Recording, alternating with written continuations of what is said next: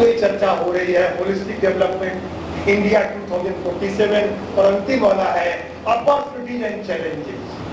वैसे जो जब उसको माइक माला में मिल जाता है तो मैं घंटा भर से कम नहीं हूँ, लेकिन आज ऐसा नहीं करूंगा क्योंकि बहुत समय गुजर चुका है। मुझे जितना टाइम मिला होता उससे आधा मिनट कम बोलता। मैंने देखा है हमारा कोई टाइम है उससे कम ही बोलता पढ़ाई। आप ध्यान रखिए, खाना भी जल्दी मिल जाएगा। अंतिम बात करता हूँ, अपॉर्चुनिटीज एंड चैलेंजेस। एक टर्म है स्वाट, SWOT। इट मीन्स S का मतलब है स्ट्रेंथ, W का मतलब है वीकनेस, O का मतलब है अपॉर्चुनिटी और T का मतलब है थ्रेट्स। जो भी लोग बैठे हुए हैं उनमें कोई ना कोई स्ट्रेंथ है, बिना स्ट्रेंथ के कोई पैदा ही नहीं हुआ। हर एक में कोई ना कोई शक्ति है, लेकिन केवल शक्ति नहीं, उसका उल्टा भी है, वीकनेस, दुर्बलता, कमजोरी। बिना कमजोरी के हम है भी नहीं। अगर मेरे में केवल अच्छाई होती अब तक मैं ईश्वर तत्व में विलीन हो गया। मैं तभी तक मानव हूं जब तक कि कोई कमजोरी बची रहती। इसका उल्टा होता है, बाहरी तत्व, एक्सटर्नल फैक्टर्स। मैं एकेडमिक फील्ड का आदमी हूं और मेरा चिंतन उसी तरीके से हो। नाराज न होना, मनमोहन सिंह साहब खिलाड़ी बड़े अच्छे थे, फाइनेंस मिनिस्टर बहुत अच्छे थे, अब कमान अपने हाथ में थी। He was the prime minister.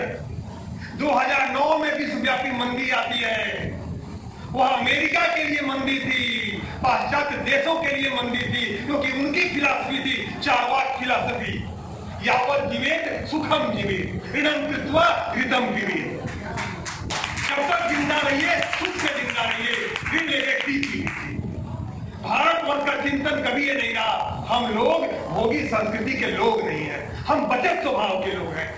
अपने पिताजी के चिंतन को सोचना, जिस दिन बिटिया पैदा हुई होगी उस दिन से कहना शुरू किए होंगे 30 साल के बाद शादी करना है, रुपया बचाना शुरू करो।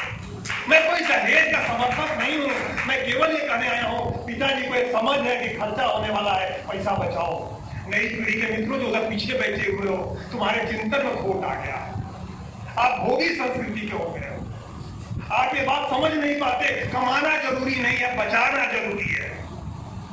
कमा तो बहुत से लोग लेते हैं। भारतवर्ष इस विचारधारा का है कि बचत स्वभाव। अगर इस बचत स्वभाव को लेकर चलते और चले, भारतवर्ष चला, मंदी हमारा कुछ नहीं बिगाड़ पाई। 2009 की विश्वव्यापी मंदी ने भारत को सुनहरा अवसर दिया था, क्योंकि हमारे यहाँ कृषि अर्थव्यवस्था थी, अमेरिका में औद्योगिक अर्थव्यवस्था थी, उनके यहाँ प्राइवेट सेक्टर था, हमारे यहाँ पब्लिक सेक्टर की कमांडिंग है। उनके यहाँ ऋण स्वभाव था, हमारे यहाँ बचत स्वभाव था। इसीलिए मंदी बहुत नुकसान नहीं कर पाई, नहीं तो उसी में हम उजड़ गए होते। बहुत से देश उजड़ते दिखाई पड़ रहे होंगे। तो मुझे लगता था कि 2011 तक परिवर्तन आएगा, लेकिन मित्रों गाड़ी छूट गई, ट्रेन आगे निकल गई, देश पीछे रह गया। वो तो भला हो 2014 कुछ सकारात्मक परिवर्तन आने लगे, तब तक 2020 की ये कोरोना आ गया। जो कुछ शायद हो पाता वो नहीं हो पाया। अबुल कलाम का जो विजन था 2020, India will become the developed nation, हम तो 20 साल से भाषण दे रहे थे कि 2020 आएगा और भारत एक विकसित राष्ट्र होगा, वो भी नहीं हो पाया।